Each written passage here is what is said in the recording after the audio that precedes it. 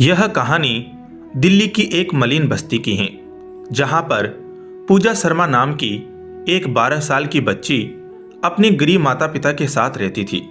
उसके माँ बाप दोनों मजदूरी करके अपना पेट भरते थे। पूजा अपने स्कूल से आने के बाद शाम तक घर में अकेली रहती थी।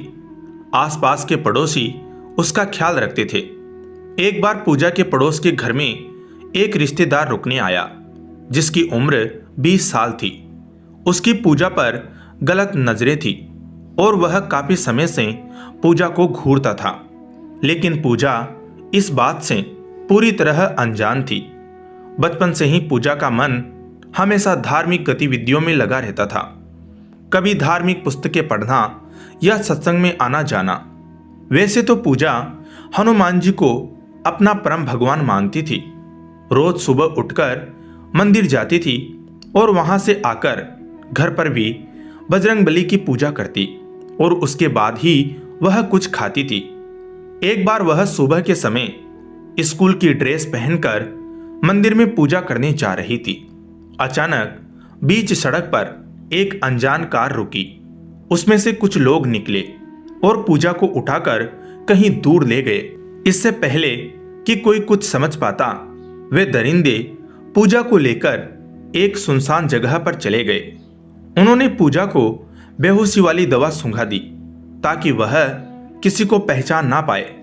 इस पूरी घटना को अंजाम देने वाला पूजा का पड़ोसी रिश्तेदार था, जिसने अपने दोस्तों को भी पूजा के बारे में बताया और फिर इस साजिश में उनको भी शामिल कर लिया।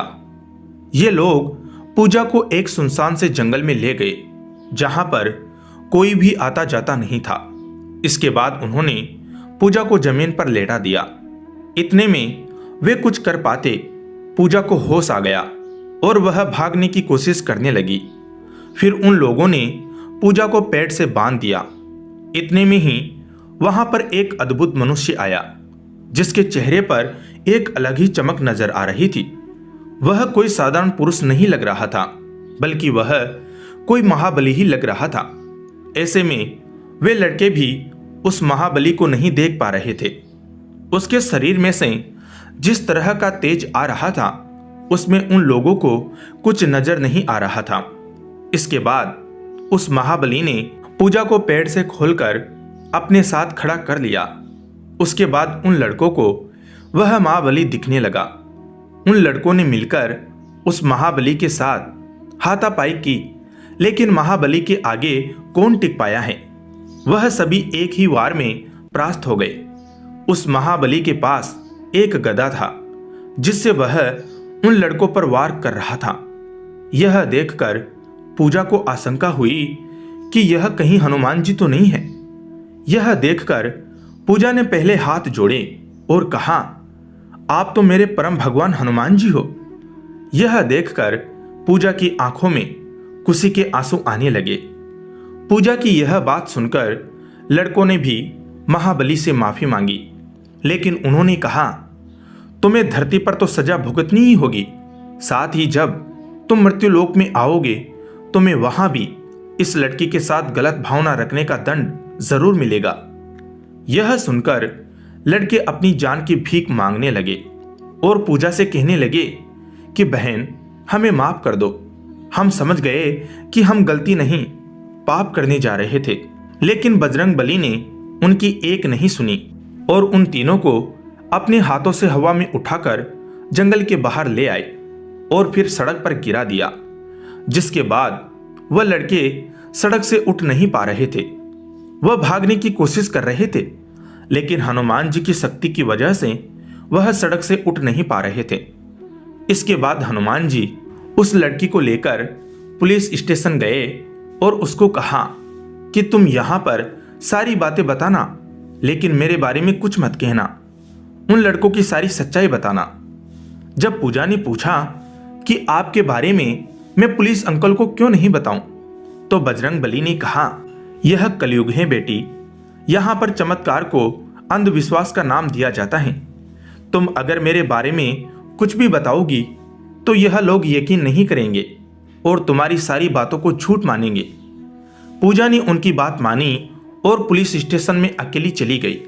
बजरंगबली बाहर खड़े होकर सारी परिस्थितियों को देख रहे थे। इसके बाद वह लड़की उसी सड़क पर पुलिस वालों को लेकर गई। वह लड़के अब भी सड़क से उठ नहीं पा रहे थे। पुलिस ने उन लड़कों को गाड़ी में बैठाया और पुलिस स्टेशन ले आई। उस लड़की और उन अपराधियों के घर वालों को पुलिस स्टेशन में बुलाया गया, जिसके बाद अपराधियों ने खुद इस बात को कबूला कि उन्होंने यह अपराध किया है, लेकिन हनुमान जी से उन्होंने माफी मांगी है। यह सुनकर पुलिस वाले बोलने लगे कि भला कलयुग में भगवान कहां से प्रकट होंगे और तुम जैसे हैवानों को क्यों दिखेंगे। उनकी यह बातें सुनकर पुलिस वालों ने अपराधियों पर कड़ी कार्रवाई की और पूजा को सही सलामत उसके घर पहुंचा दिया।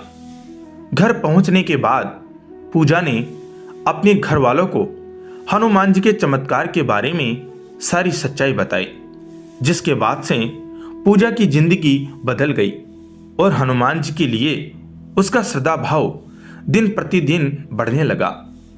भक्त की पुकार पर अचानक हनुमान जी का धरती पर प्रकट होना किसी चमत्कार से कम नहीं है। इसलिए तो दोस्तों उनको संकटहर्ता और दुखहर्ता का नाम दिया गया है। जय हो हनुमान जी की। धन्यवाद।